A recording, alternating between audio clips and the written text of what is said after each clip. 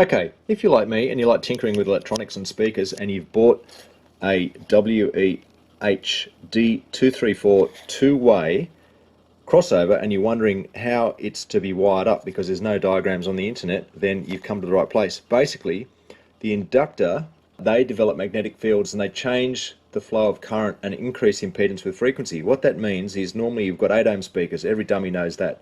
So as the frequency increases, which is signals to the tweeter, the inductor increases the resistance, which means that your inductor has to be connected to the positive side of the woofer. So to make it simple for you, this is the wiring diagram that you need.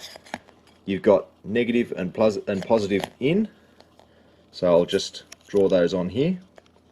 So we've got negative and positive going in, and then on the bottom you've got positive and negative for your tweeter and negative and positive for your woofer, and that is as much as you need to know.